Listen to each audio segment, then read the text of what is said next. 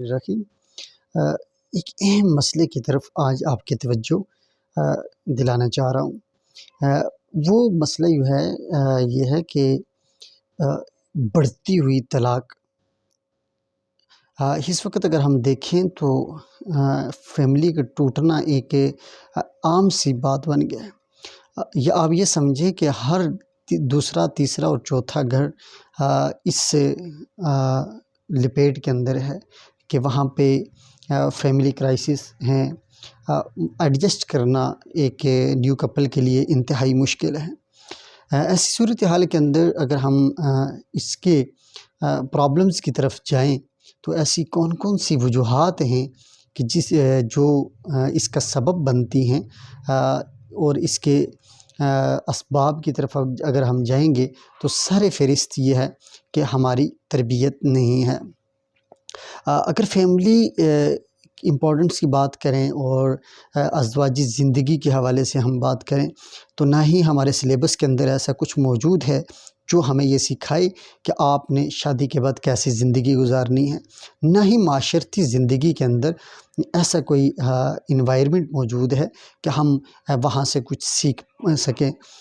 جب ہم ان ساری چیزوں سے جاہل ہوتے ہیں، یعنی کہ آپ یہ سمجھیں کہ آپ شادی تو کر رہے ہیں لیکن آپ اس شادی کے علم سے بالکل جاہل ہیں، تو انسان کی جہالت اس کو حماقت کی طرف لے کے چلی جاتی ہے۔ تو ہمیں چاہیے کہ سب سے پہلے ہم ازدواجی زندگی کے اصول اور ضوابط جو ہیں اور اس کو کیسے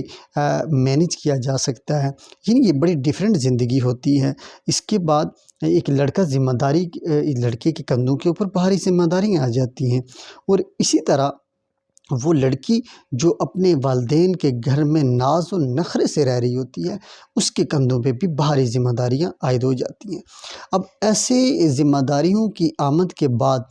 وہ بہت ساری پرابلمز کے شکار ہو جاتی ہے۔ پھر دوسری طرف اگر ہم نظر دوڑاتے ہیں تو یہ چیز بھی ملتی ہے کہ عدم برداشت اور ناشکری۔ اب عدم برداشت کا جو عنصر ہے، آپ اس کو دیکھیے گا کہ آنے والی گھر کے اندر آنے والی جو بہو ہے اور جو بیٹی ہے، تو وہ پہلے سے ہی اس کو محلے کی آنٹیاں ہیں یا اس کے دوست احباب ہیں یا کچھ خواتین ہیں، تو وہ اس کو گائیڈ لائن دے چکی ہوتی ہیں کہ آپ نے شوہر کے ساتھ ایسے رہنا ہے، اپنی ساس کے ساتھ ایسے رہنا ہے، ان کو اپنی مٹھی میں کر کے رکھنا ہے، اور اگر آپ ان کو زیادہ پیار دو گی یا زیادہ محبت دو گی یا زیادہ عزت دو گی تو یقیناً وہ آپ کے سر پہ چڑھیں گی۔ حالانکہ اگر ہم اس بات کو دیکھیں تو یہ کتنی فیملی ایشوز کو کریٹ کرنے والی یا اس بچی کی ذہنی کیفیت کو خراب کرنے والی یہ بات ہے، اور بچیاں پھر ان ساری چیزوں کو امپلیمنٹ کرتی ہیں جا کے اپنے سسرال میں، تو اس کے نتائج نہایت ہی نیگیٹو نکلتے ہیں۔ اور ساتھ ساتھ اگر ہم بات کریں لڑکوں کی، تو لڑکے تو بالکل تربیت سے آری ہیں اور ان کو تو تربیت ہی نہیں ہوتی۔ اب وہ گلی محلے کے اندر یا جاب کر رہے ہیں یا کام کر رہے ہیں تو ان ساری چیزوں سے نکل ہی نہیں پا رہے، اور وہ بالکل نہیں جانتے کہ وہ شادی کے بعد جس ایک نئی خاتون کو اپنی زندگی کے اندر لا رہے ہیں، ایک نئے انسان کو اپنی زندگی کے اندر جگہ دے رہے ہیں، اپنے گھر کے اندر جگہ دے رہے ہیں، تو اس کی امپورٹنس کیا ہوں گی، اس کی ضروریات کیا ہوں گی، اور اس کے احساسات اور جذبات کیا ہوں گے، اور اس کے احساسات اور جذبات کو انہوں نے لے کے کیسے چلنا ہے۔ اب یہ وہ باتیں ہیں جو ہمارے کان کے اوپر جوں تک نہیں ریگتی، اور ہم شادی اچھے بھلے ماحول کے اندر کر بیٹھتے ہیں۔ یہ ہوتا ہے کہ جی زیادہ سے زیادہ اس کو جہیز دیا جائے، زیور اچھا سے اچھا بنوا لیا جائے، اور اچھے مہمانوں کو اچھی طرح سے فیسیلیٹیٹ کرنے کے لیے تاکہ کوئی بات نہ کرے، اچھے سے اچھے کھانے کھلائے جائیں۔ اچھا، یہ ضمنی چیزوں کے اوپر ہم نے جمع خرچ کرنا شروع کر دیا، اور اپنے سارے اسباب ان ساری چیزوں کے اوپر لگانے شروع کر دیے، اور ہم نے یہ چھوڑ دیا کہ ہماری بیٹی یا ہمارے بیٹے کا گھر کیسے بچ سکتا ہے۔ تیسری چیز یہ ہے کہ شادی ہو جانے کے بعد آج کا سب سے بڑا پرابلم یہ ہے کہ بیٹی کو اس کے ماں باپ باپ تو کم، اس کی ماں زیادہ لاڈ نخرے دکھاتے ہیں، اور وہ جیسا اس کے اپنے گھر کے اندر ماحول ہوتا ہے، اماں جی نے جیسے اس کو پالا پوسا ہوتا ہے، جیسے اس کے ساتھ لاڈ پیار کیے ہوتے ہیں، وہ یقیناً ہر ماں باپ کرتے ہیں، تو وہ یہ چاہتی ہیں کہ وہ سسرال کے اندر جا کے بھی اس کو وہی چیزیں میسر ہوں۔ حالانکہ ایسا ممکن نہیں ہے، ہر گھر کا اپنا ایک ماحول اور اپنا ایک طریقہ کار ہوتا ہے، تو جب وہ اس کو وہ چیزیں میسر نہیں ہوتی تو ان کے اوپر اس بچی کو بدزن کرنے کے لیے اس کے خاوند اور اس کے سسرال کے حوالے سے آپس میں ڈیبیٹ شروع ہو جاتی ہے۔ اور یقیناً جب انسان کسی چیز کے اوپر یا کسی بھی مسئلے کے اوپر زیادہ بات چیت کرتا ہے، تکلم آرائی ہوتی ہے،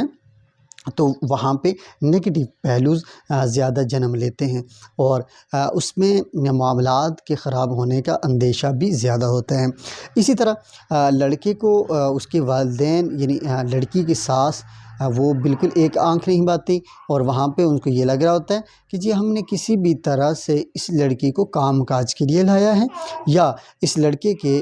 باقی اخراجات باقی جو سنبھالنے کے لیے یا گھر کو سنبھالنے کے لیے لایا ہوا ہے، اس کی کوئی اہمیت ہی نہیں ہے، اور لڑکے کو تو بہرحال اپنی ماں کی خدمت کرنی ہے، اپنے بوڑھے باپ کی خدمت کرنی ہے، بجات طور پہ یہ سارا کچھ کرنا ہے۔ لیکن اس کے ساتھ ساتھ وہ عورت جو اس کی اپنے خاندان کو چھوڑ کر کے اس کے گھر کے اندر آ چکی ہے، تو اس کا سب سے بڑا فرض بھی یہ بنتا ہے کہ اس کو عزت دی جائے اور اس کو اہمیت دی جائے۔ ہر رشتے کو اہمیت دینے کے ساتھ ہی وہ رشتہ بچ سکتا ہے۔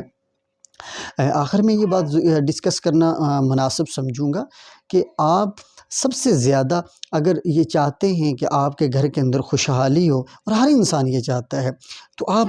پیسوں سے خوشی نہیں خرید سکتے، آپ وسائل کے ساتھ اپنے گھر کا ماحول اچھا بالکل نہیں کر سکتے۔ آپ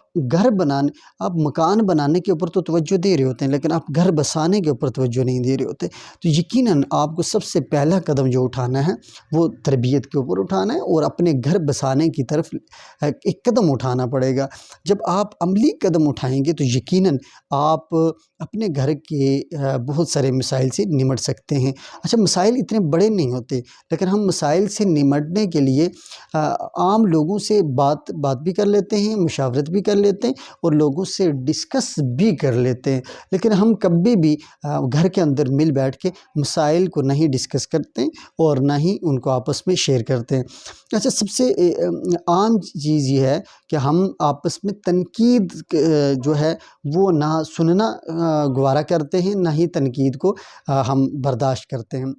یقیناً میں سمجھتا ہوں کہ اہل علم و دانش اور مہذب معاشروں کے اندر تنقید کو بہت مثبت لیا جاتا ہے، کہ آپ کے اوپر اگر کوئی تنقید کر رہا ہے، آپ کی کوئی اصلاح کرنے کی کوشش کر رہا ہے، تو آپ بجائے اس کے کہ آپ اس کے مخالف یا اس کے اینٹی کھڑے ہو جائیں اور اس کی تذلیل کرنا شروع کر دیں، آپ اس کا شکریہ ادا کریں۔ یقیناً وہ آپ کا آئینہ ہے، اگر آپ کو تنقید کرنے والے آپ کی زندگی سے نکل جائیں تو آپ